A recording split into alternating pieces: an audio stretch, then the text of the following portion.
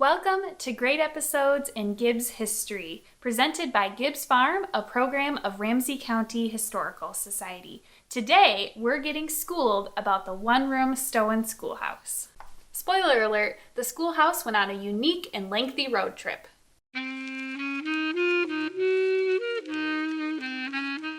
Heman Gibbs had been a teacher earlier in life before marrying Jane, and education was of particular importance. So in 1871, the Gibbs family sold land in order to pay for a schoolhouse for the Gibbs and neighbor children.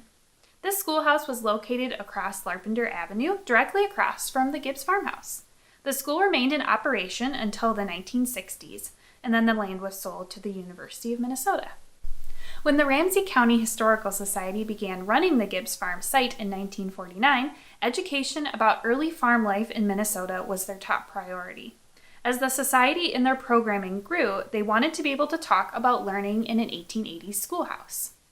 A search was undertaken in 1963 to find a period-appropriate one-room schoolhouse that could be transported to the site in Falcon Heights.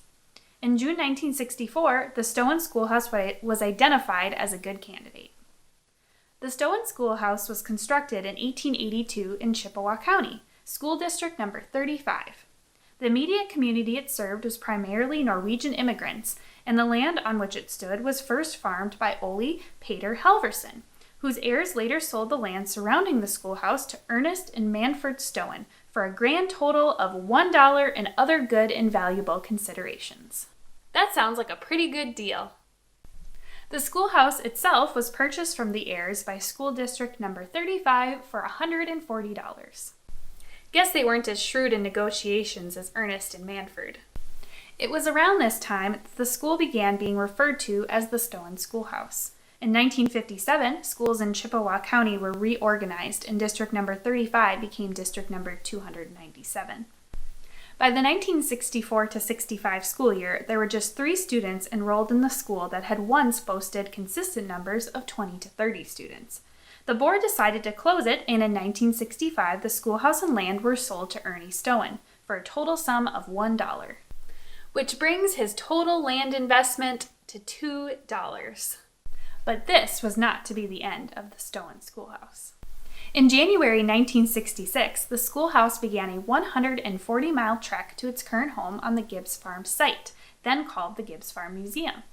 During its first summer of residence, a schoolhouse program for children was developed with assistance from history students from Macalester College.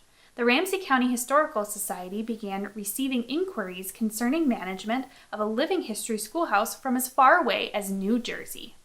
The schoolhouse has been in use for field trips, summer camps, and public programs ever since.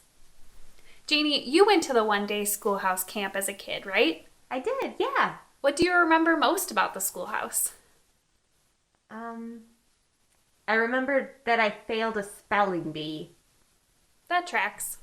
In September of 1988, there was a reunion of former Stoen Schoolhouse teachers, students, and board members at Gibbs Farm. The former occupants shared their memories of learning in the building. Overwhelmingly, they remembered their childhood education fondly. The only downsides consistently mentioned came from the teachers.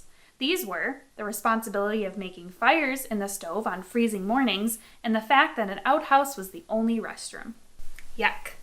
Thank you so much for joining me today. Take a second to like and subscribe so that you won't miss future installments of Great Episodes in Gibbs History. Bye!